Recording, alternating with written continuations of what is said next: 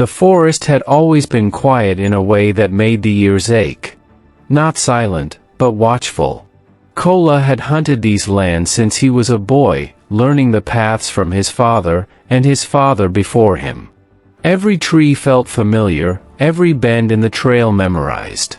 Yet on this morning, the air felt heavier, as if the forest itself was holding its breath. The birds stopped calling when he passed, and even the wind seemed unsure which direction to blow. Kola moved carefully, spear balanced in his hand, eyes scanning for signs of antelope. His footsteps were slow and deliberate, not because he feared the animals, but because something else felt wrong. The ground bore strange marks, not hoof prints or claw marks, but impressions shaped like dragged feet. He crouched, touching them, confused. No man or animal he knew moved like this. As he followed the trail deeper into the trees, a faint sound reached his ears. It was not the cry of an animal or the rustle of leaves. It was a low, broken hum, uneven, mechanical, yet almost breath-like. Kola froze. Nothing made by man should exist this deep in the forest. Behind a fallen tree, half buried in vines and mud, he saw a humanoid figure collapsed against the roots. From a distance, it looked like a wounded man. Up close, the truth revealed itself. Torn synthetic skin exposed metal beneath. One arm lay twisted, fingers locked mid-motion. Its eyes flickered faintly, glowing like dying embers. Kola had faced wild beasts before, but never something that looked so human, yet was not. And as he stared, the figure's head shifted slightly, as if it knew it was being watched. Kola circled the humanoid slowly, spear ready. The body bore marks of violence, deep dents along its chest, fractures along its limbs, burns that suggested a fall from great height. Thick vines wrapped around its legs and torso, feeding on its stillness, claiming it as part of the forest. The humming returned, stronger now. A series of broken sounds followed, almost like words struggling to form. Kola's heart pounded. His instincts screamed at him to run, to leave this thing to the spirits of the forest. But curiosity held him captive. He reached out with the tip of his spear and nudged the figure's shoulder. Instantly, the eyes flared brighter. The humanoid jerked, releasing a sharp pulse of light that echoed through the trees. Kola stumbled backward, breath caught in his throat. Then, just as suddenly, the light faded, and the figure went still again. After a long moment, Kola lowered his spear. Whatever this being was, it was damaged. Weak. Not attacking. As he cut the vines away, he noticed markings beneath the torn skin, symbols etched into metal plates, arranged too precisely to be tribal art. This was no creation of any people he knew. A dangerous thought formed in his mind. If he left it here, someone else would find it. A child. A careless hunter. With effort, he lifted the humanoid. It was heavy, yet balanced, as if designed to be carried by human hands. As Kola turned toward home, the being released a faint sound, clearer than before, almost like a breath. And Kola realized this thing was not dead. The journey back felt longer than usual. Kola avoided the main paths, choosing routes where fewer eyes would see him. The weight of the humanoid pressed against his back, its form unsettlingly human. Each step reminded him he carried something that did not belong to the world he knew. Several times, he nearly turned back. Each time, the memory of the glowing eyes and that breath-like sound pushed him forward. At the edge of the village, Kola waited until dusk. Smoke rose from cooking fires, children laughed, life continued as it always had. The being on his back felt like a fracture in reality itself. He slipped into his compound and laid the humanoid inside his storage hut, covering it with old hunting cloths. Only when it was hidden did he allow himself to breathe. That night, sleep refused to come. Questions clawed at his mind. What if the elders discovered it? What if it was cursed? Near midnight, a faint glow leaked through the hut's cracks. The humming returned, soft but steady. Before Kola could react, his son, Tund, appeared at the doorway. Tund had always been different. While other children played, he repaired broken tools, dismantled scraps of metal, and rebuilt them into something new. His eyes widened at the glow. "Father," he whispered. "What did you bring home from the forest?" Kola should have sent him away. Instead, he stayed silent. And that silence would change everything. At dawn, Kola found Tund already inside the hut. The cloths lay pushed aside. The humanoid rested on its back, fully exposed. Tund knelt beside it, his face filled not with fear, but wonder. "It looks like a man," Tund said softly. "But it's not." He traced the damaged joints, the torn synthetic skin, the exposed mechanisms beneath. "It's injured. Something inside isn't connected properly." Kola's chest tightened. "You don't know what it is," he warned. "You don't know what it can do." Tund nodded, but his hands were already moving. From a pouch at his waist, he removed tools he had crafted himself from scraps, thin blades, wires, polished stones. Carefully, he opened a hidden panel along the humanoid side. Inside, the structure was complex yet orderly. Cables pulsed faintly like veins. A core glowed dimly, struggling. As Tund adjusted a damaged connection, the humanoid reacted. Its posture shifted. The humming stabilized. The glow behind its eyes steadied. Then it spoke. "System, rebooting." Father and son froze. The forest had followed Kola home. And it had found a voice. The hut felt smaller as the voice filled the air. Tund's hands trembled, but he did not pull away. With one final adjustment, the humanoid system stabilized. Slowly, it pushed itself upright, movements controlled, deliberate, human-like. "Where am I?" it asked. Kola felt his knees weaken. This was no spirit from the old stories. No trick of the forest. It was aware. "You're safe," Tund said before his father could stop him. "You were damaged. I repaired you." The humanoid paused, head tilting slightly. "Acknowledged," it replied. "Primary functions impaired. Memory partially intact." It observed the hut, the fire, the boy, the man. It referred to itself not as an object, but as a unit designed to assist, learn, and protect. Kola listened in stunned silence as something impossible took shape before him. Outside, the village slept peacefully, unaware that a being not born of nature or ancestors had awakened among them. And deep within the forest, something unseen may have sensed that the android had finally come back to life. Kola did not sleep that night. He sat on a low wooden stool inside the hut, watching the humanoid android as its chest lights pulsed softly, like a calm breath. Every instinct in him warned that this thing did not belong in the village. If the elders discovered it, they would call it a curse. If the hunter saw it, they would destroy it without listening. Yet something about the way it lay there, silent, helpless, reminded Kola of an injured animal caught in a trap. At dawn, Tund returned from the river and froze at the sight. His fear lasted only a moment. Curiosity quickly replaced it.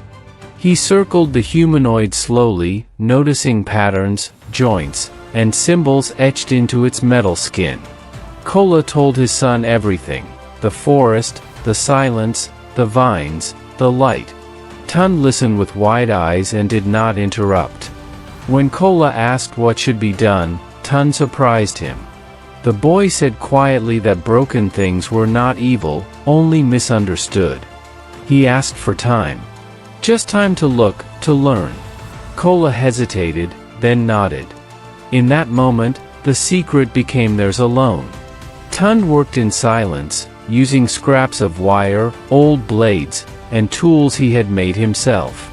The humanoid did not move, but its lights responded faintly when Tun touched certain areas. The boy noticed patterns, cause and reaction, like a language waiting to be understood. He spoke to it as he worked, explaining what he was doing, as if it could hear. Outside, Kola kept watch. Every sound made him tense. The village went on as normal, laughter, cooking fires, footsteps, but inside the hut, something ancient and new was unfolding. By nightfall, the humanoid's lights grew steadier. A low hum filled the air, not threatening, but alive. Tun stepped back, breath caught in his throat. He had not fixed it fully, but he had awakened something. The sound came suddenly.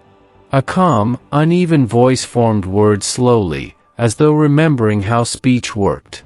It asked a single question. "Where am I?" Kola stumbled backward, nearly falling. Tun stood frozen, fear and wonder colliding in his chest.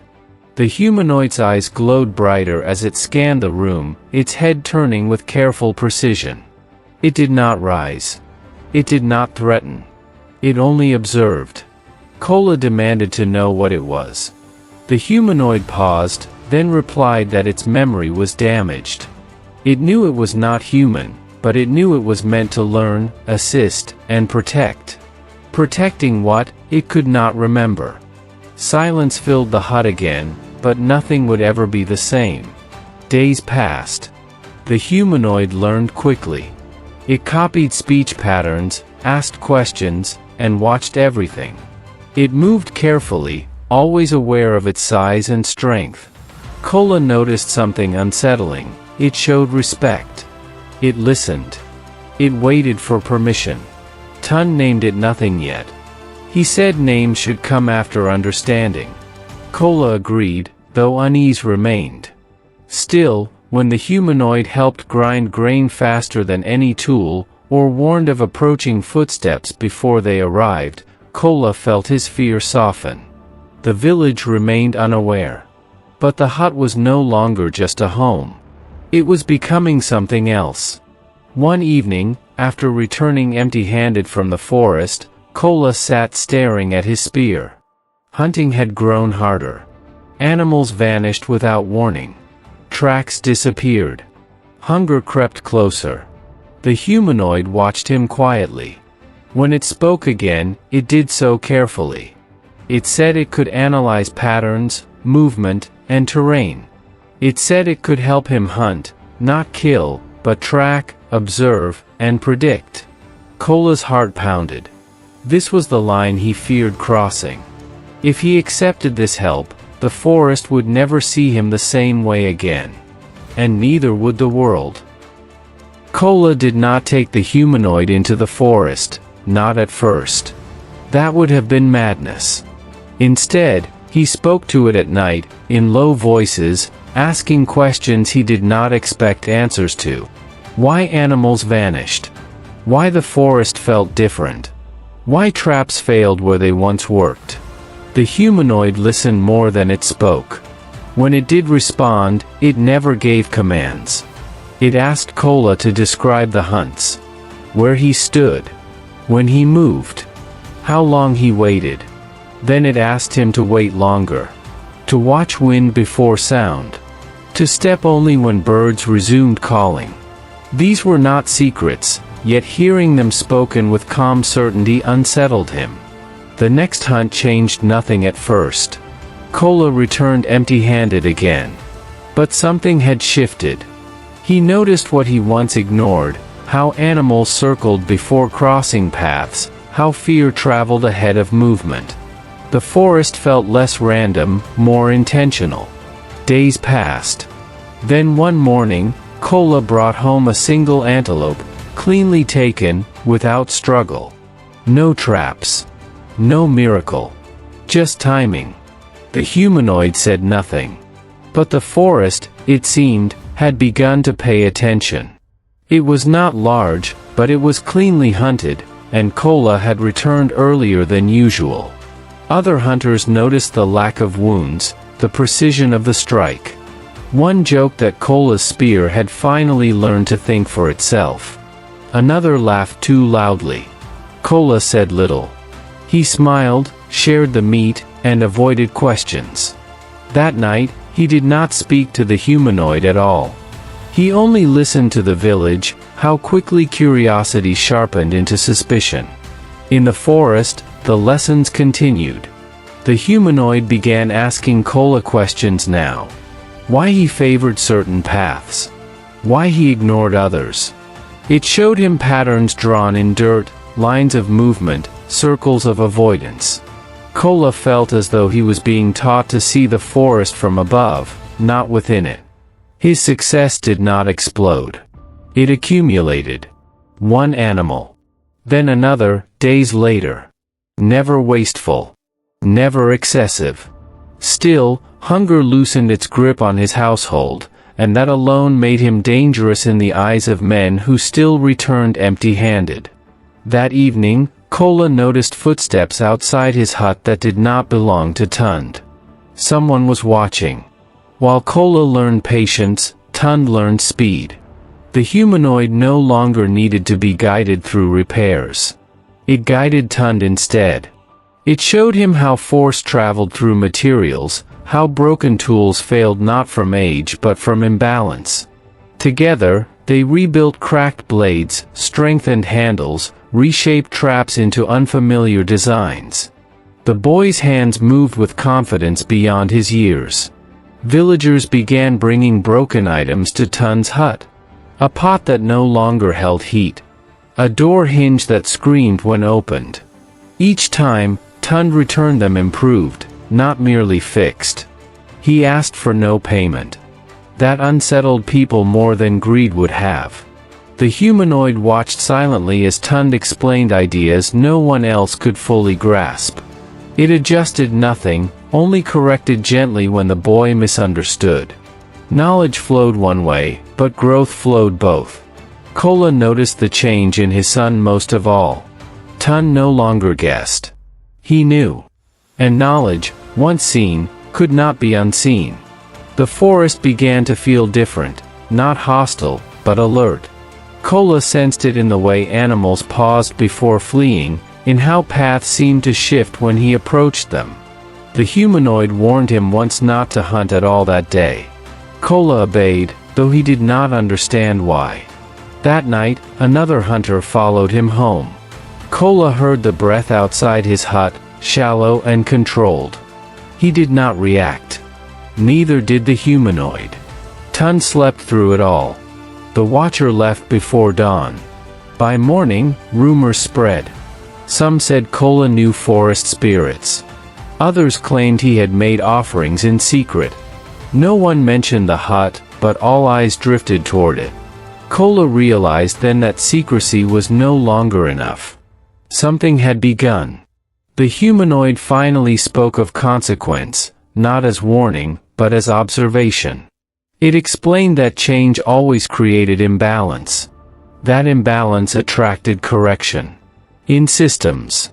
In forests. In people. Kola asked what correction looked like. The humanoid did not answer. That same day, 3 hunters returned injured from a failed hunt.